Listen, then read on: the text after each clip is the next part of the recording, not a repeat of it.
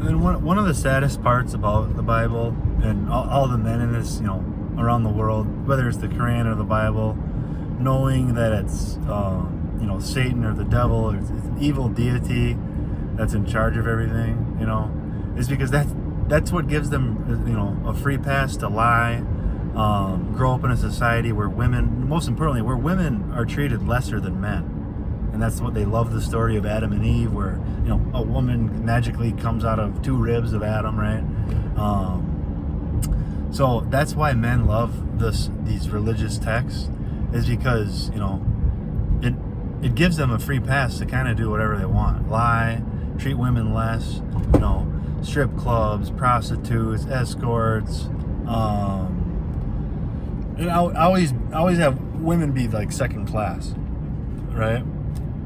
And that's one of the saddest parts. And another very sad part about the Bible is it's what a lot of people, like in law enforcement and the criminal justice system, like judges, for example, they put their hand on the Bible when they take their oath. A lot of judges in a lot of different states, okay?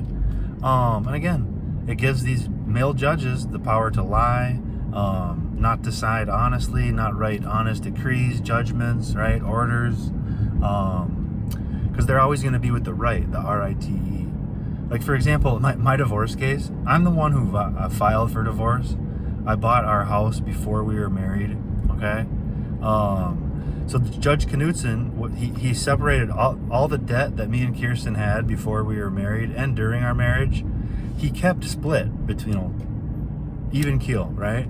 But when it came to the house, which was it's a debt asset with a mortgage, okay?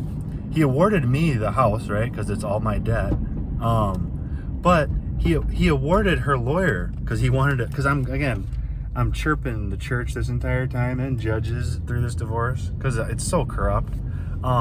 He awarded her $85,000 in damages to the house because her lawyer had like an appraiser come in and say there was damages to the siding and the roof and all this other stuff when there's none. I mean, there's none.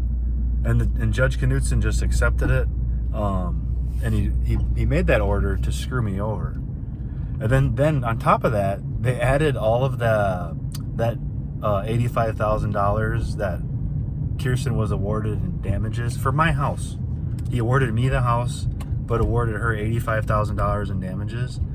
Then they tacked that to child support in the rearment fund, okay? Because again, judges, they're not too honest.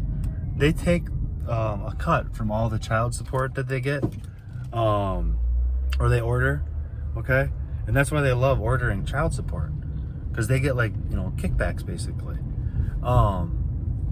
So that's just one. These are just small examples of why men, specifically men, love that the Bible is an evil and the Quran. They're both written, and the head chief is evil, right? Satan, Lucifer, the devil, all these evil names again. So that's what I wish people understand. When you really step back and look at the Bible, it treats women like they're second class. Like King Solomon, threatens to kill babies to find out who the mother is, all while he has 300 prostitutes under him as slaves and prostitutes.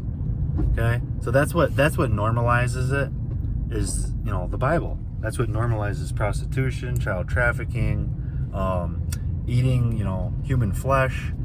The list is endless. Drinking blood. It's a nasty book. I was Christian my entire life. I always thought God was good. Okay, but the God in that book, right? Not. Like, what God would ever want you to worship them? Number one, who would want an entire book written about them, for people to sit down and bow and worship to them, give them all their money? No good God would ever want your money, would want you to worship them. They would want you to never know they existed, most importantly, right? If it was a good God, they would want you to never know they ever existed, because now you're going to cheat, right? You're not going to be your true self when you start reading that stuff and worshiping it. And he would want you to be yourself because he allegedly created you, right? So I wish that's something people would keep in mind about the Bible. And again, they were named tests for a reason, right? It's all right in the words. The New Tests and the Old Tests, they were tests to see what you're willing to believe in. And if you're willing to believe in like drinking blood and sacrifice and all this crazy stuff, that's not good. Okay, that's not good. And if you're willing to worship somebody else over your, own family, or over women, like who are the true creators, that's again another red flag. And I never realized this my entire life either, that they ask you to drink blood, like whether it's real blood, fake blood, it doesn't matter, depending on which church you go to. And again, that's the American Red Cross. They drain like a lot of blood. They're like mosquitoes, right? For us, they suck out a lot of blood from the population, more than that's ever needed for blood donations or whatnot. So I wish people understand that too. Just rethink how what the Bible and the Quran really are, and especially how it treats women, who again, we all come from women. Women are the true creators.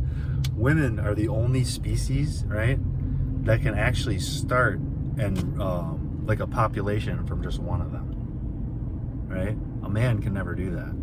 They're just like a tiny little speck of dust compared to women. Remember, we live in the Milky Way galaxy. That's all of our women. That's our women's breast milk. That's why we live in the Milky Way galaxy. So please relook at it, the two tests that they gave you. Love you. Have a great day.